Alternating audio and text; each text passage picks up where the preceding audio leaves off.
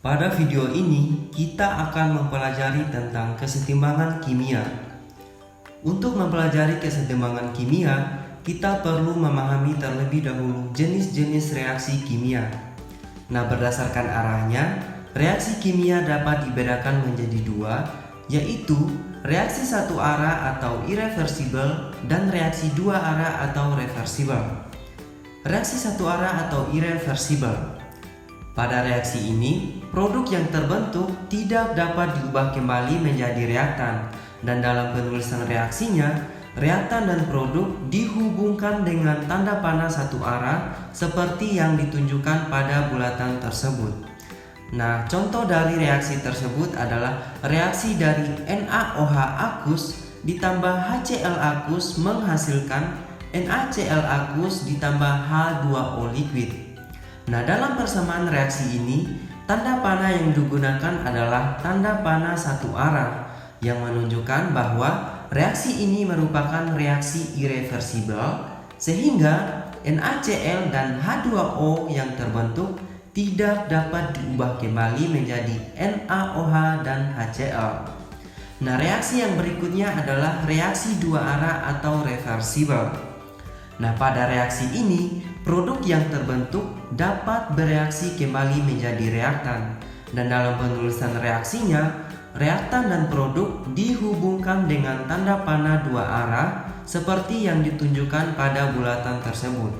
Nah, contoh dari reaksi tersebut adalah reaksi dari 2SO2 gas ditambah O2 gas menghasilkan 2SO3 gas. Nah, dari persamaan reaksinya, kita dapat melihat bahwa tanda panah yang digunakan adalah tanda panah dua arah sehingga reaksinya bersifat reversible atau dapat balik. Nah, di sini 2SO3 yang terbentuk dapat terurai kembali menjadi 2SO2 dan O2. Selanjutnya, untuk memahami makna kesetimbangan dinamis, perhatikan ilustrasi air dalam wadah tertutup berikut ini. Apabila air dalam sistem tertutup dipanaskan, maka molekul air akan menguap menjadi uap air dengan laju reaksi kita misalkan dengan V1 dan persamaan reaksinya dapat kita tuliskan H2O liquid menjadi H2O gas. Berikutnya, karena sistem yang kita gunakan tertutup, maka uap air yang terbentuk tidak dapat keluar dari sistem dan akan mengembun atau menjadi cair kembali dengan laju reaksi kita misalkan dengan V2 serta persamaan reaksinya dapat kita tuliskan H2O gas menghasilkan H2O liquid. Nah, kedua reaksi yang ada yaitu reaksi penguapan dan pengembunan ini berlangsung secara terus-menerus dan bersamaan, di mana pada awalnya laju penguapan atau V1 lebih besar dibandingkan laju pengembunan atau V2. Setelah mencapai kondisi tertentu, laju penguapan akan sama dengan laju pengembunan. Nah, kondisi inilah yang disebut dengan kondisi kesetimbangan dinamis, yang reaksinya dapat kita tuliskan menjadi H2O liquid setimbang dengan H2O gas dengan menggunakan anak panah dua arah seperti ini. Sehingga dapat kita simpulkan bahwa keadaan kesetimbangan dinamis adalah keadaan di mana reaksi berlangsung terus-menerus dan kecepatan membentuk produk sama dengan kecepatan membentuk reaktan, dengan ciri-ciri reaksi bersifat dua arah dan berlangsung secara terus-menerus. Yang kedua, reaksi terjadi pada ruang tertutup serta suhu dan tekanan tetap. Yang ketiga, laju reaksi ke arah produk sama dengan laju reaksi ke arah reaktan, atau dapat dikatakan juga laju ke kanan sama dengan laju ke kiri. Yang keempat, tidak terjadi perubahan makroskopis atau perubahan yang dapat dilihat, tetapi terjadi perubahan mikroskopis atau perubahan tingkat partikel yang tidak dapat dilihat.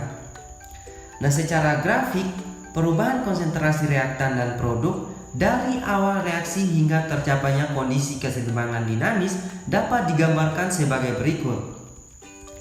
Pada kondisi awal, reaktan dalam kondisi maksimum, sedangkan produk belum terbentuk. Setelah reaksi berlangsung, konsentrasi reaktan akan menurun dan konsentrasi produk akan bertambah.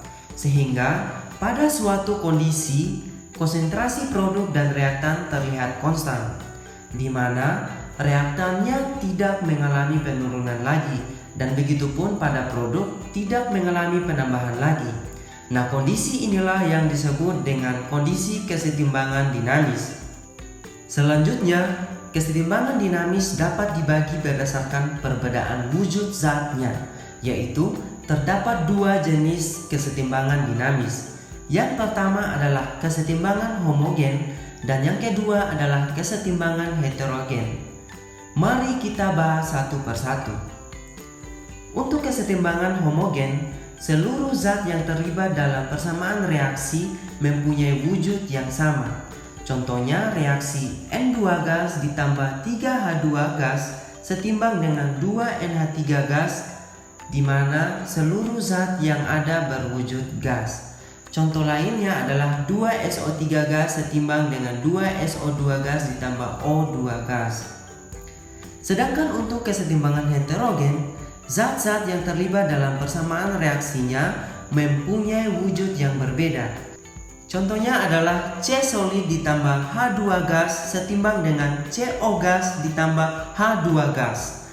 Contoh lainnya adalah 2NaHCO3 solid setimbang dengan Na2CO3 solid ditambah H2O liquid ditambah CO2 gas.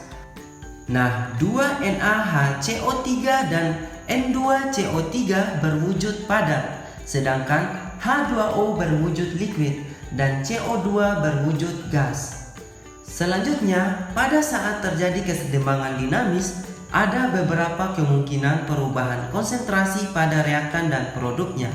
Contohnya pada reaksi kesetimbangan P ditambah Q setimbang dengan R ditambah S.